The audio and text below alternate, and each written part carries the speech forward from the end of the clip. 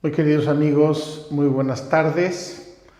Estamos comenzando nuestro año 2021 y este mes de enero quiero dedicar las pláticas de los martes a un tema que estoy seguro tenemos todos en el corazón y que sin saberlo de mi parte, comencé a tratarlo en una de nuestras primeras pláticas del Adviento.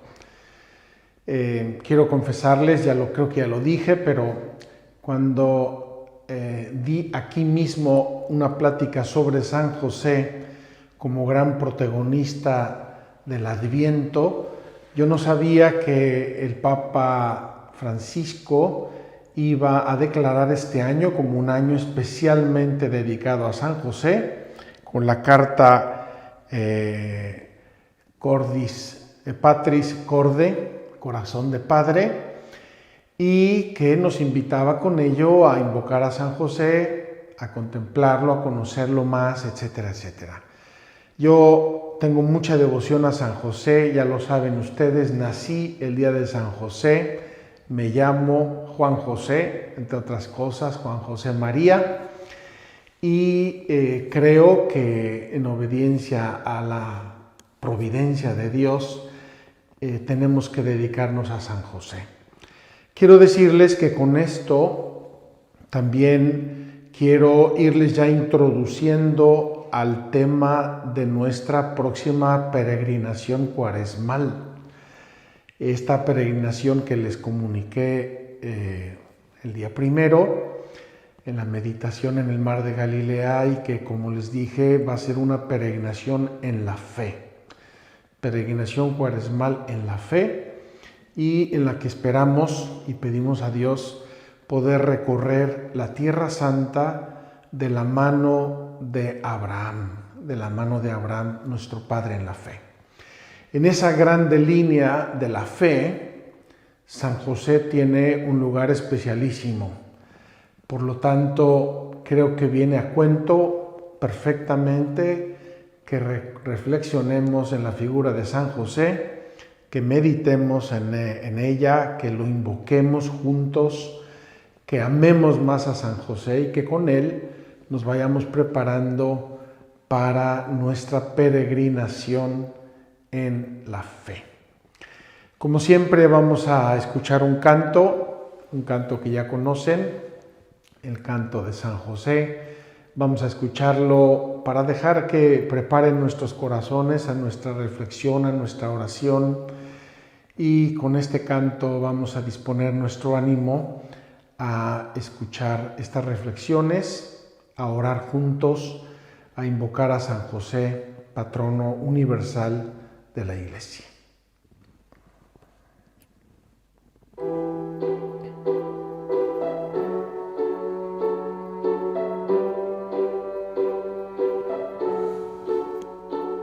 Es un hombre bueno, un hombre justo que espera en el Señor. Es honesto y noble, sencillo y pobre, limpio de corazón. Sabe estar en silencio a la sombra para dejar brillar al sol. Sabe ser delicado y tierno en su cuidado y protección. Tenía que existir un hombre así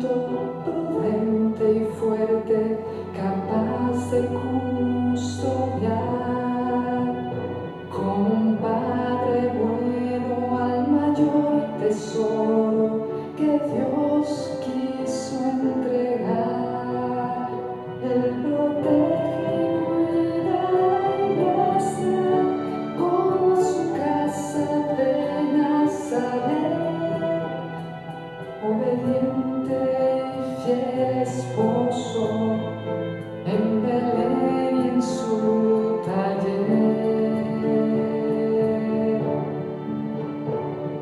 Tenía que existir un hombre así, trabajador y humilde como él, que el mismo Hijo de Dios lo llamara papá, de él y de María cuidará. Tenía que existir un hombre así, trabajador y humilde como él, que el mismo Hijo de Dios lo llamara papá, de él y de María cuidará, de él y de la iglesia cuidará.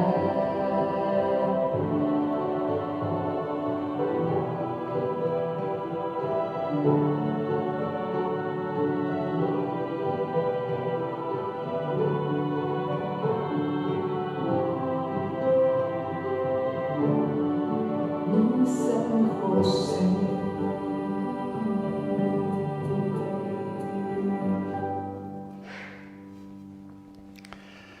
Queridos hermanos, qué hermosa canción, qué sencilla. Tiene un tono casi infantil, un poco, pero nos revela unas verdades hermosas, profundas sobre este hombre increíble, este hombre justo, este hombre que Dios pensó desde toda la eternidad para realizar una vocación única, excepcional, ser el Padre de el Hijo de Dios, Padre putativo, como le llama la Iglesia, Padre presunto, porque en realidad sabemos que no fue un Padre biológico, pero sí un Padre real, legal, a la vista de la gente, el Padre de Jesús, el esposo de la Virgen María, y desde luego para toda la Iglesia y para la historia de la humanidad, un hombre excepcional. Yo he estado reflexionando mucho en él en estas semanas, también para preparar estas pláticas he leído varios documentos y demás, y me pregunto que la Iglesia, quizá nosotros, católicos creyentes, deberíamos hacerle más justicia a San José. Y lo digo porque no hay proporción entre la devoción a la Virgen María, los santuarios marianos, las capillas, los nombres, etcétera, y la devoción a San José. Vamos a tratar de hacerle justicia. Creo que la misma Virgen María estaría contenta de ello y nos haría muy bien a todos en este momento pensar más en San José, invocarlo. Y por ello quiero iniciar nuestra reflexión haciendo la oración que sugirió el Papa Francisco al final de su carta apostólica. Dice así: salve, custodio del Redentor y esposo de la Virgen María. A ti Dios confió a su Hijo. En ti María depositó su confianza. Contigo Cristo se forjó como hombre. Oh bienaventurado José, muéstrate Padre también a nosotros y guíanos en el camino de la vida. Concédenos gracia, misericordia y valentía y defiéndenos de todo mal. Amén.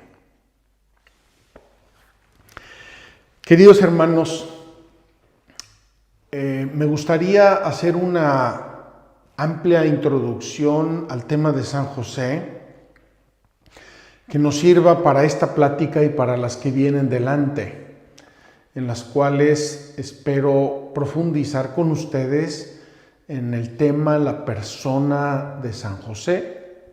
Vamos a dejarlo con mucha libertad a ver hasta dónde llegamos, pero sí quisiera, como les dije antes, que sea introducción al tema de nuestra peregrinación en la fe.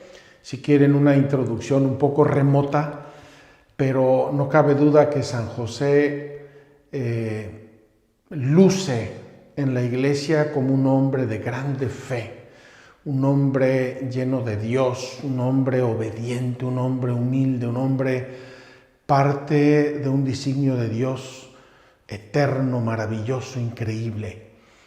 Y por eso, a modo de introducción, quiero reflexionar con ustedes con el catecismo en la mano y comienzo ya a hacerle promoción al catecismo porque nos vamos a basar mucho en el catecismo de la Iglesia Católica. Lo voy a mostrar más cerca por si alguno de ustedes no está familiarizado. Catecismo de la Iglesia Católica.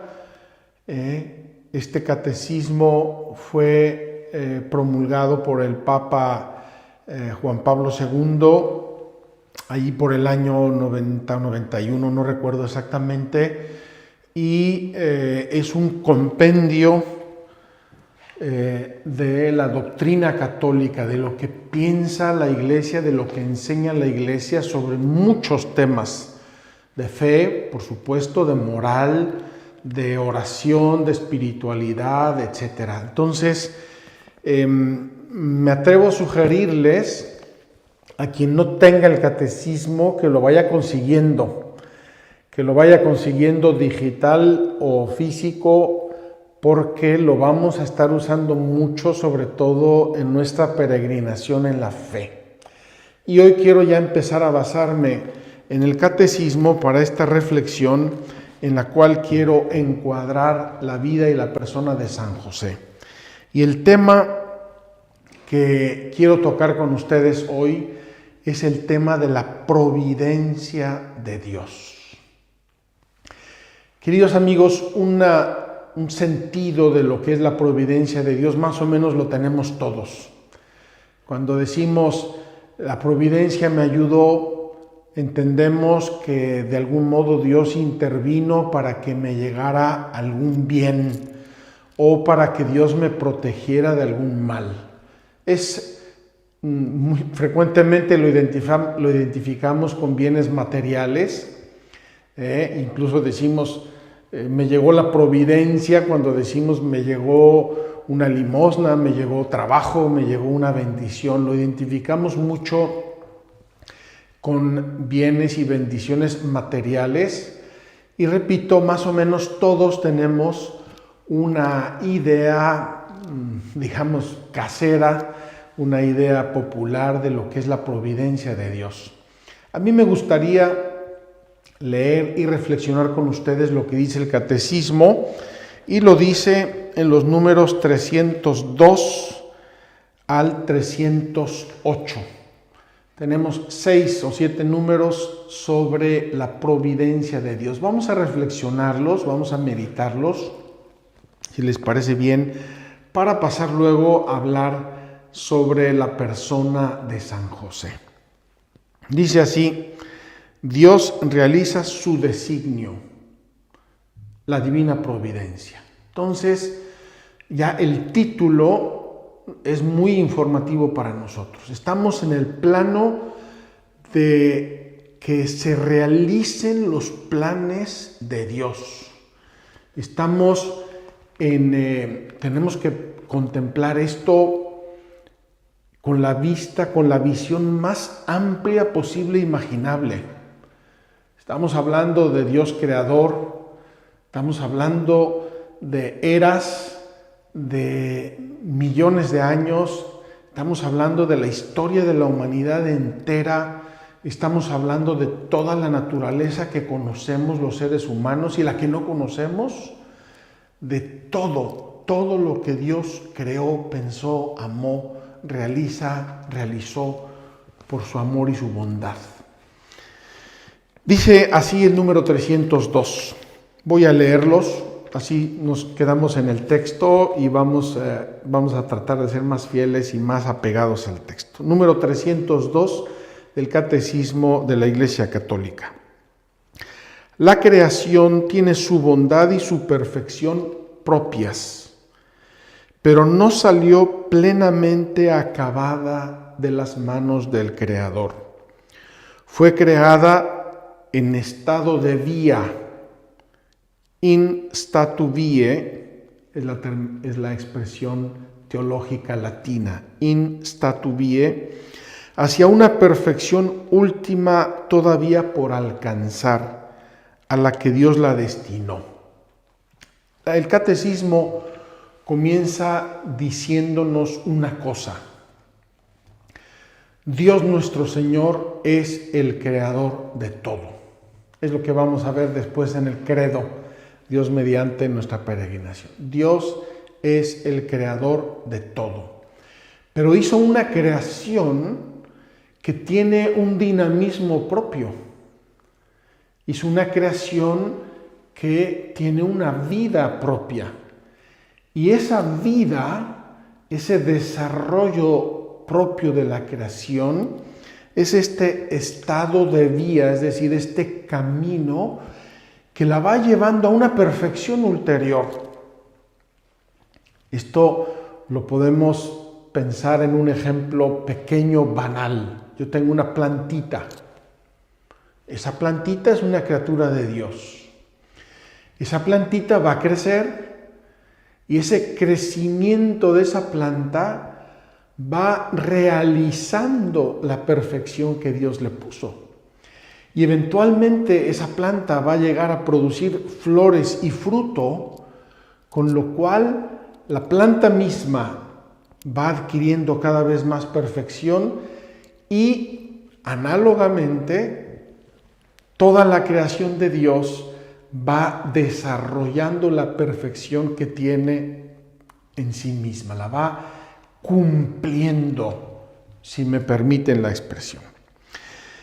Y dice así el catecismo: llamamos divina providencia a las disposiciones por las que Dios conduce la obra de su creación hacia la perfección. Es decir, Dios nuestro Señor dispuso ese camino de toda la creación hacia la perfección, una perfección inicial y una perfección final, vamos a llamarla. Y repito el ejemplo de la planta, desde una semillita que yo siembro, esa planta nace, crece, se desarrolla, produce flores y produce fruto. Tiene una perfección inicial, que es la perfección propia de una semilla. Tiene una perfección final, que es su total desarrollo y su belleza y su producción en nuevas semillas. Eso considerado en toda la obra de la creación de Dios. Y esas disposiciones, dice el catecismo, esas disposiciones, ese camino, esas leyes y también, ¿por qué no?, esas intervenciones que Dios nuestro Señor va haciendo por su amor y su sabiduría, va interviniendo para que las cosas se vayan dando conforme el plan de Dios. Eso es la providencia de Dios. Dios provee. Dios provee a la creación, a su plan, a su gloria, a todo lo que Él quiere desarrollar y que al fin y al cabo es siempre parte de sí mismo, porque Dios abarca todo. Dios es dueño de todo, Dios creó todo de la nada y la gloria de Dios es el fin último de la creación. Allá tiende toda la creación y por eso el camino que la creación tiene para llegar a Él. Dice el catecismo: Dios guarda y gobierna por su providencia todo lo que creó, alcanzando una fuerza de un extremo al otro del mundo y disponiéndolo todo con dulzura, porque todo está desnudo y patente a sus ojos, incluso lo que la acción libre de las criaturas producirán. todo, nada escapa a la providencia de Dios y Él gobierna todo y va disponiendo todo como Él quiere. Eso dice el número 302 del Catecismo. Vamos al 303. El testimonio de la Escritura es unánime. Vamos a ver qué nos dice la Sagrada Escritura sobre esto. Y dice, es unánime, siempre dice lo mismo. La solicitud de la divina providencia es concreta e inmediata. Tiene cuidado de todo, de las cosas más pequeñas hasta los grandes acontecimientos del mundo y de la historia.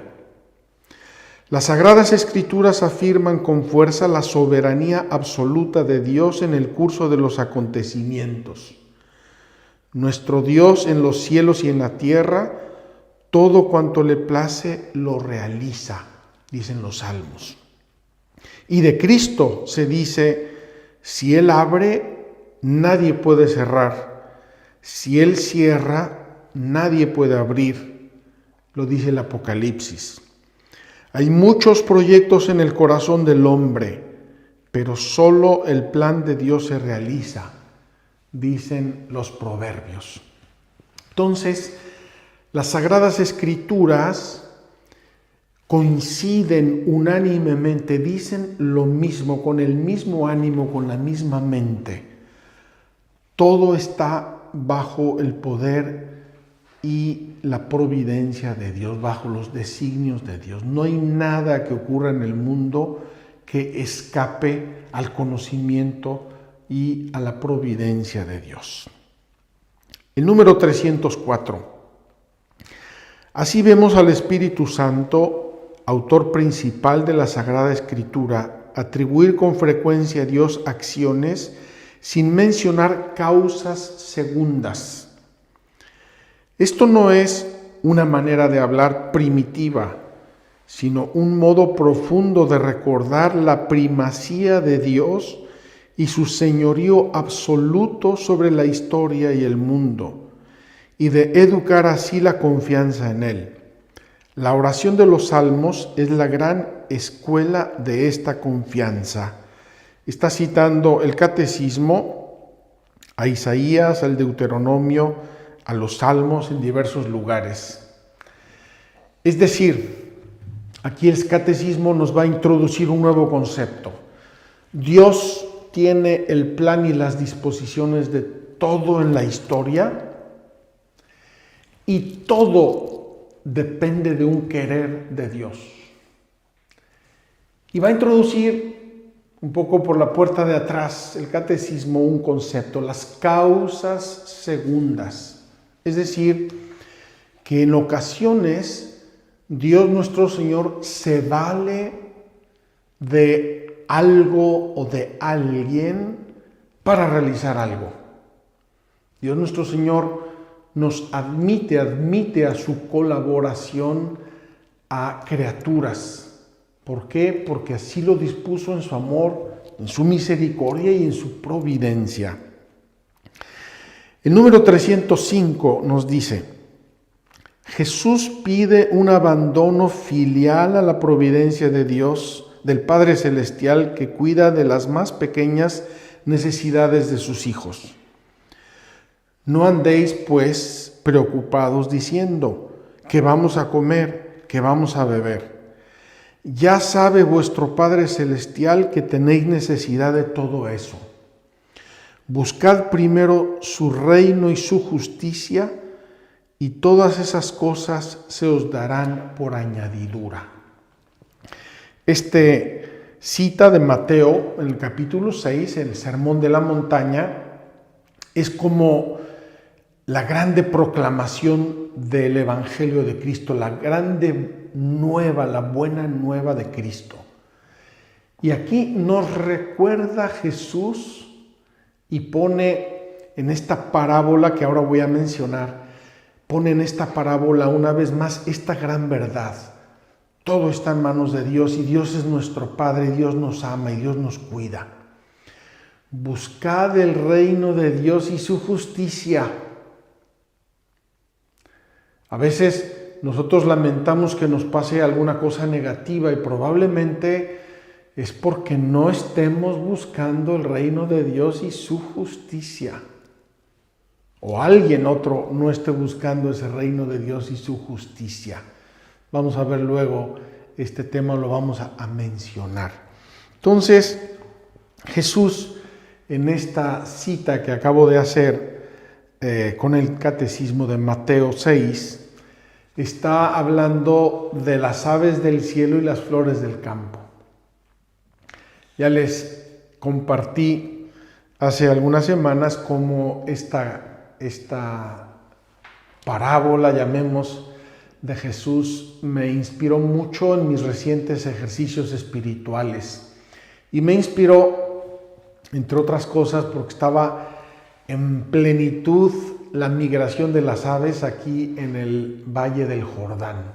Ya se la mostré, ahí tienen ya algunos videos sobre el tema, la migración de las aves. Y vemos que las aves, o Jesús nos las propone como maestros, aprended de las aves, observadlas, sacad conclusiones. No voy a extenderme ahora de lo que ya dije entonces, pero es verdad.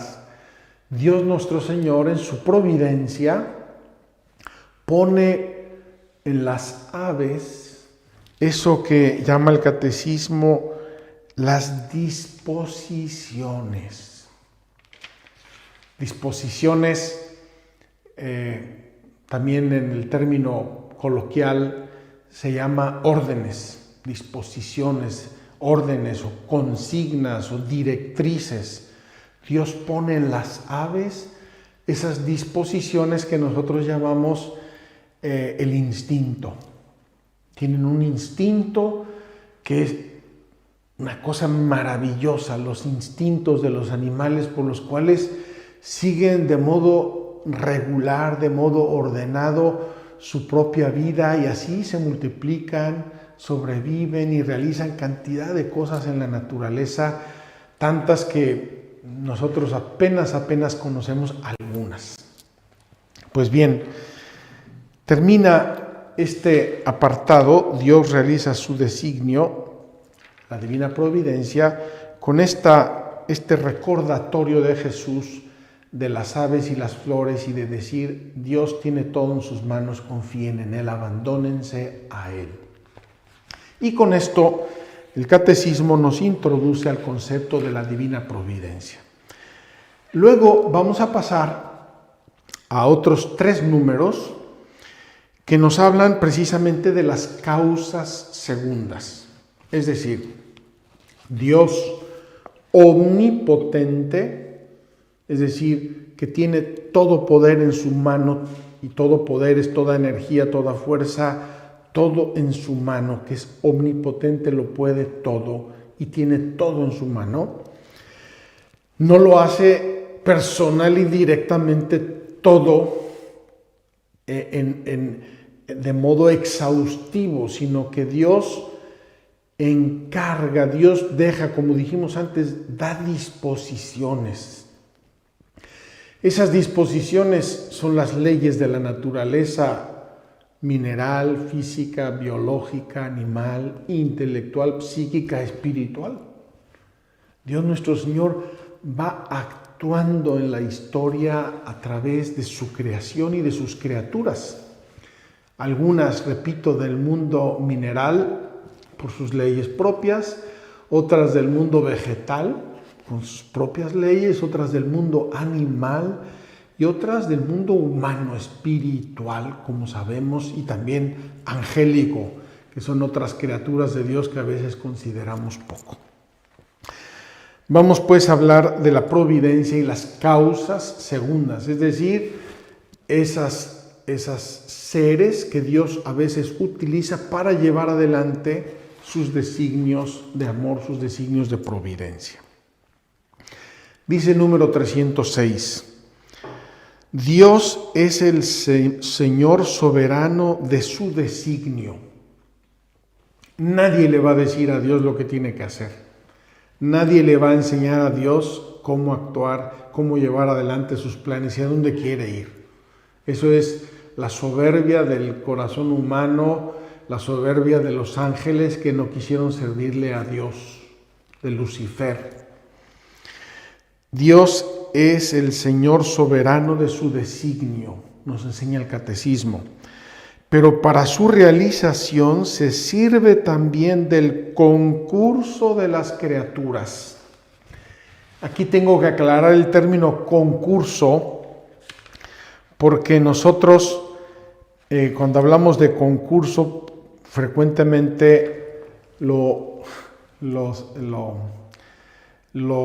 identificamos con competencia. Aquí el concurso tiene un significado más etimológico del latín, cum correre, es decir, correr juntos, correr paralelamente. Tenemos que pensar que Dios es el que actúa en todo, como ya hablamos, Dios, sus designios, su plan, sus disposiciones, pero a veces invita a criaturas a correr paralelamente. Eso significa el concurso divino. Dios nos asocia, valga la expresión, nos asocia a sus obras, a sus designios, a su amor, a su providencia. Claro, Él es el socio mayoritario, Él es el super socio que pone casi todo, pero nos asocia, quiere que nosotros colaboremos con Él, de diversas maneras. El sol es socio de Dios en mantenernos en la vida. El viento es socio de Dios en mantenernos en la vida con el oxígeno y con otras muchas funciones que realiza el viento.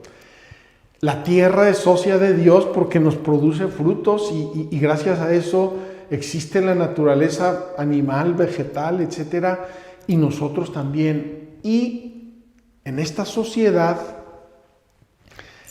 muy dispareja, porque repito, Dios es infinitamente superior a nosotros en todo y nos supera en todo, pues es hasta banal la comparación, quiere que colaboremos con Él.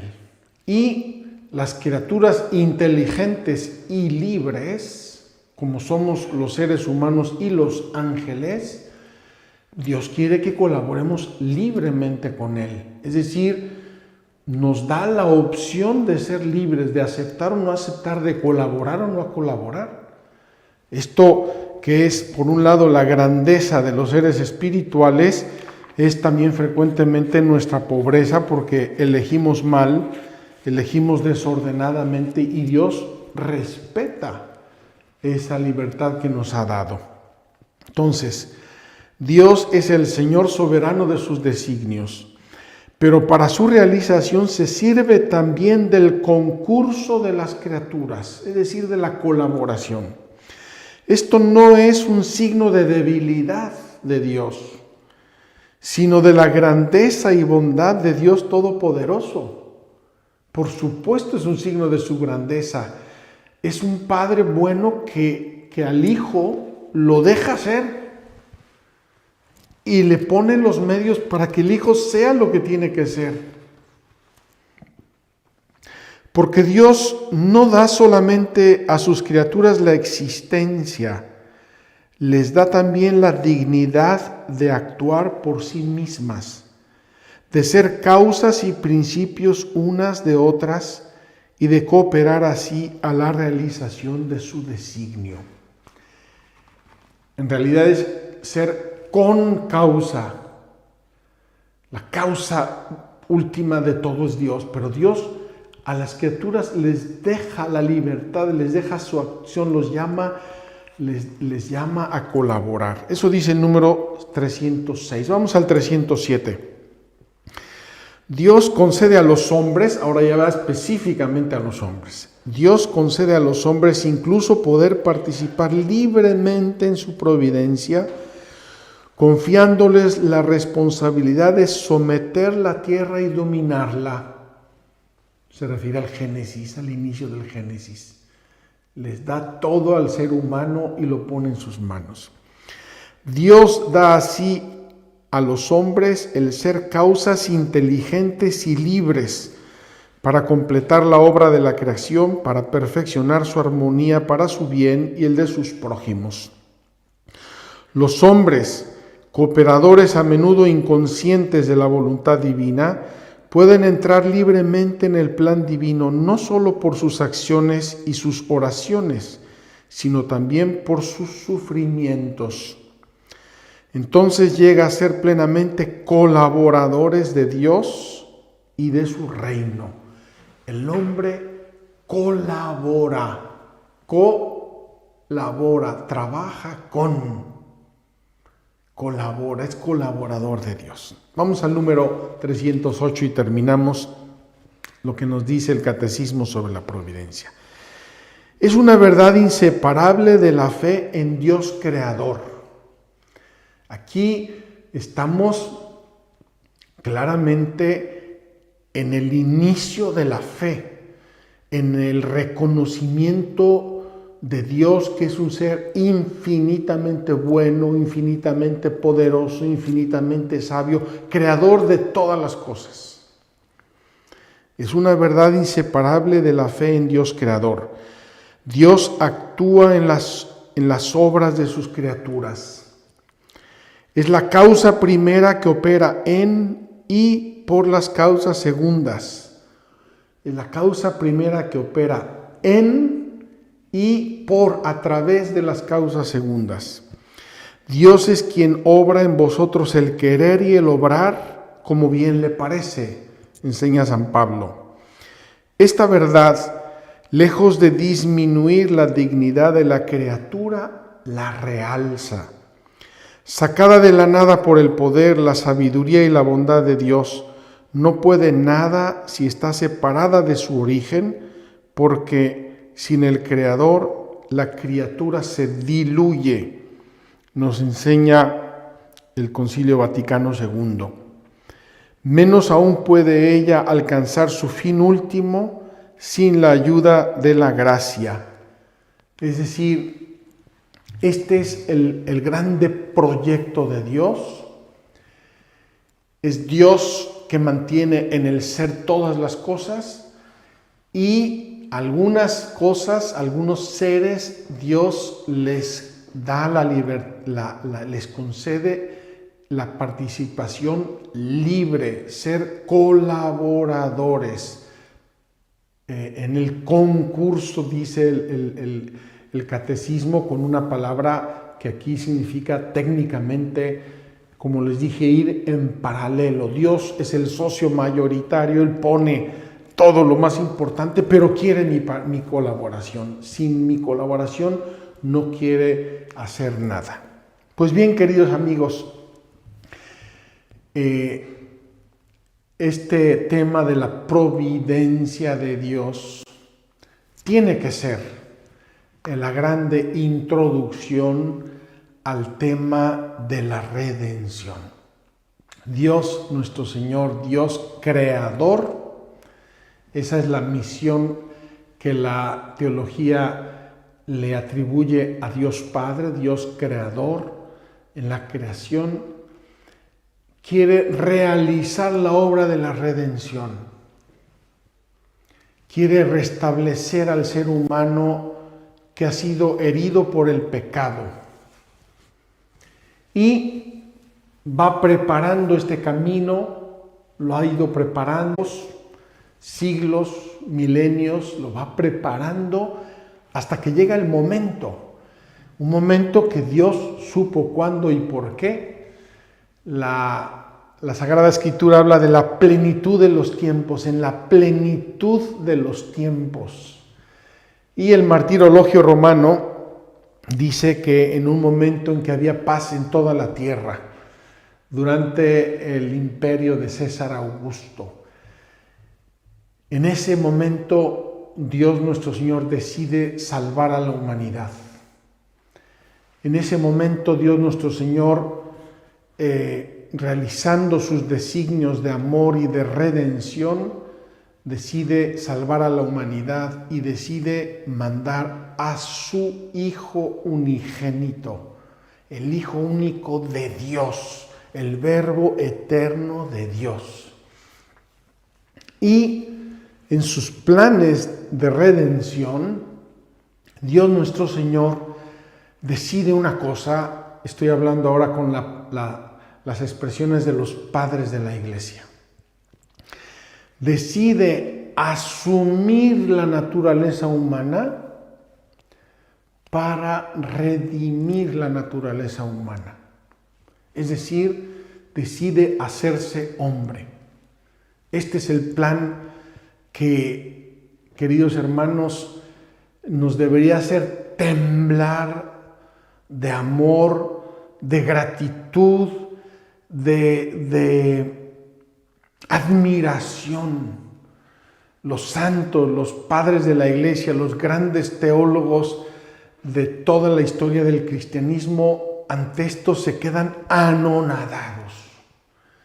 Dios nuestro Señor decide asumir nuestra naturaleza humana para redimirla, para rehacerla, para donarnos nuevamente la dignidad que el pecado nos había robado. Y dicen los padres, todo lo que asumió, lo redimió. Estoy citando los padres ahora de modo muy simplista y muy desmañado, me van a perdonar, pero viene a término. Asume la naturaleza humana completamente. Y entonces Dios nuestro Señor hace el plan de la redención. Repito, un plan que Dios pensó desde toda la eternidad y llega el momento de actuarlo.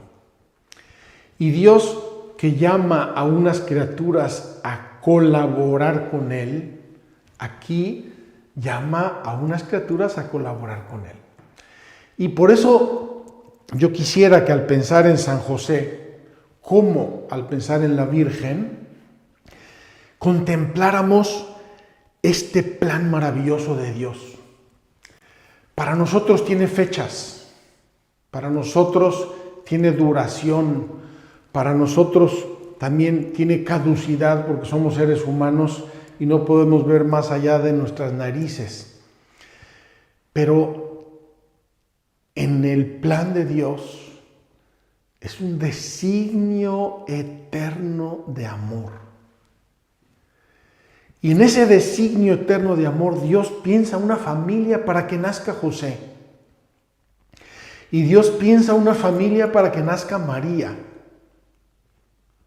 Entonces, mucho antes de pensar en la anunciación a la Virgen por el ángel Gabriel, mucho antes de pensar en la anunciación a José en los sueños, para que conozca el plan de Dios y acepte a María como esposa y se la lleve a su casa, etc., y funja como padre humano de Jesús, Dios tiene este designio de amor.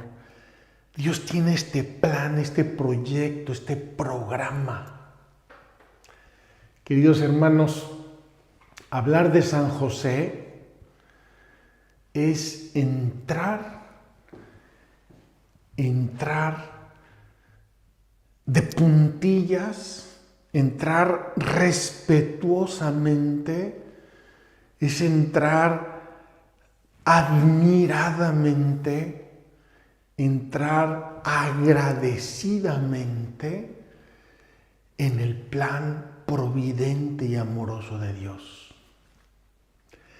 Y ahí tenemos que entrar tomados de dos manos, inseparables.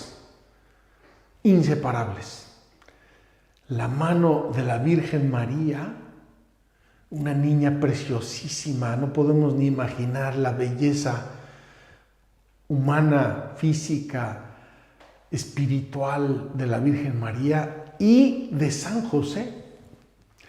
Porque cuando Dios quiso hacerse hombre e hizo el plan de redención y lo trazó y lo llevó a cabo, Pensó en una familia. Y una familia es padre y madre e hijos. Hijo en este caso. Entonces, si me permiten, cuando decimos José de Nazaret, José de la descendencia de David, José el varón justo, José el padre, José el esposo, tenemos que agrandar nuestra mirada con fe, con amor, con humildad, a todo ese plan providente de Dios.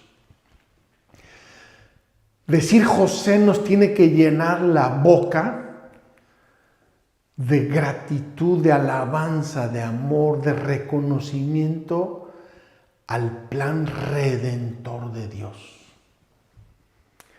Y repito, ahí en ese horizonte maravilloso, sacrosanto, amorosísimo de Dios, tenemos que entrar de la mano de María y de José.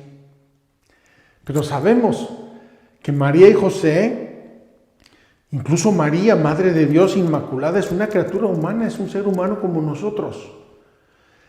Y por lo tanto, colaboradores eminentísimos, incomparables, pero colaboradores de la providencia de Dios. Por lo tanto, si nosotros nos tomamos de la mano de la Virgen y de San José para entrar en este horizonte de la salvación, sabemos que María y José tienen a su vez tomada la mano directamente de Dios, en un modo eminente, en un modo absolutamente único, en un modo bendecido, en un modo sacrosanto, en un modo que tendríamos que contemplar. Repito, cada uno de nosotros, tomado de la mano de María y de la mano de José, entrar en el misterio de la providencia, sabiendo que María y José tienen a su vez la mano tomada directamente de Dios. Qué regalo es San José, queridos amigos. Qué santo.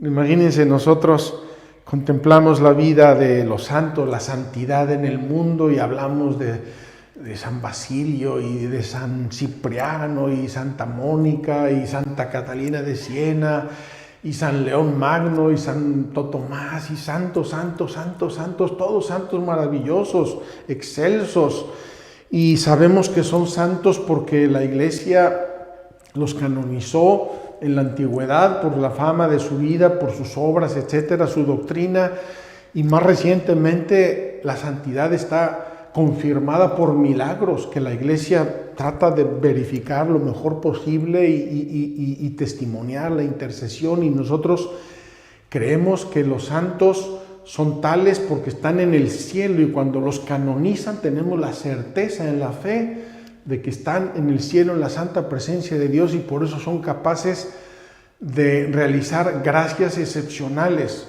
precisamente milagros, etcétera, etcétera, etcétera.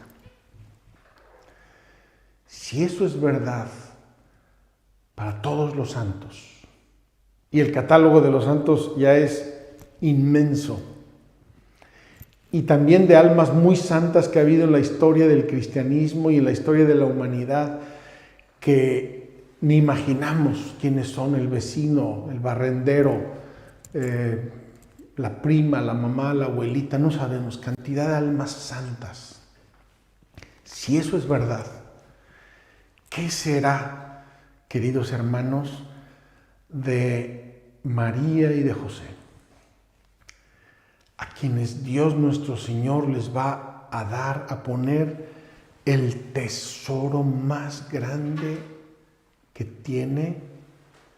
Se va a poner Él mismo en sus manos. Y aquí, desde luego, la Virgen María sobrepasa abundantemente a San José. De San José decimos que es el padre putativo de Jesús.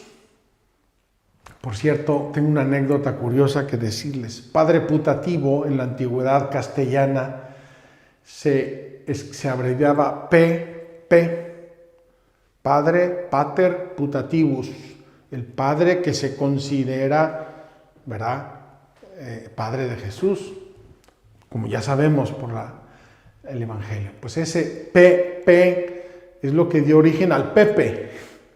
Por eso a los Josés les llamamos Pepes. Por esta P, pater putativus, padre putativo, el que se considera el padre de Jesús. De ahí viene el Pepe. Bien, pues San José es el padre putativo de Jesús, pero la Virgen María es verdaderamente la Madre de Dios. Esta verdad que nosotros creemos ya en la fe de la Iglesia y que la decimos, la rezamos, la consideramos, en la antigüedad cristiana causó muchos problemas, pero como Madre de Dios, ¿sí? Madre del que te creó, dicen las fórmulas teológicas, Madre del que te creó, eres la Madre de Dios en su humanidad, en su encarnación. Y aquí, queridos amigos, la Virgen María excede, me atrevo a decir, infinitamente la dignidad de San José, pero no obstante ello, también San José tiene un lugar único, relevante, especialísimo en la obra de la redención. La providencia, este horizonte, repito, de la acción de Dios, que invita a algunos seres humanos y no humanos también a ser colaboradores. A nosotros en la libertad, en el amor, pero a los demás seres también en su vida propia, biológica, mineral o lo que sea. Pues aquí Dios puso el tesoro más grande en las manos de José y de María. Y en el caso de José, especialmente como custodio, guardián de los dos tesoros más grandes de Dios, de su Hijo unigénito y de su Madre Santísima. Queridos hermanos, alabemos, contemplemos en este panorama divino la grande figura de San José. Amémoslo, invoquémoslo, imitémoslo. Y nos lo ofrece Dios nada más y nada menos que bajo esa óptica de la paternidad. Verdadera paternidad, no simulada paternidad. Paternidad, así como es verdadera la paternidad del padre adoptivo, ¿verdad? Así como es verdadera, real, con todos los derechos y deberes, la paternidad del padre adoptivo, pues también el padre putativo de Jesús es verdadero padre, protector y custodio del tesoro más grande que Dios haya tenido jamás. La Virgen María, su madre, y la humanidad del Verbo eterno de Dios.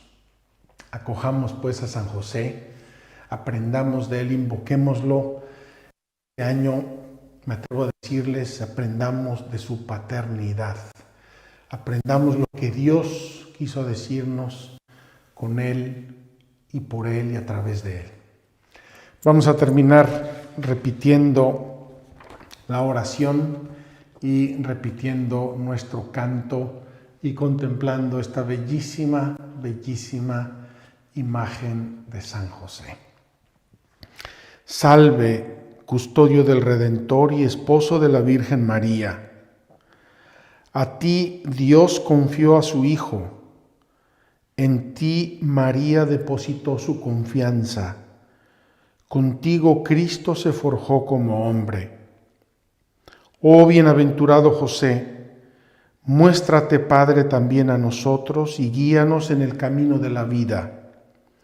Concédenos gracia misericordia y valentía, y defiéndenos de todo mal. Amén.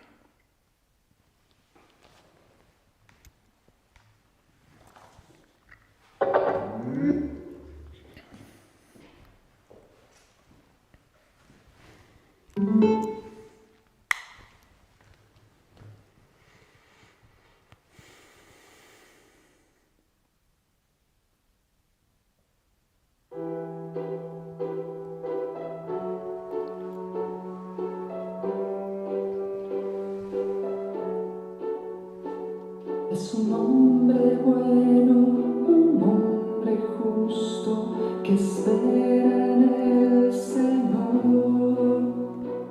Es honesto y noble, sencillo y pobre, limpio de corazón. Sabe estar en silencio a la sombra para dejar brillar al sol. Sabe ser delicado y tierno en su cuidado.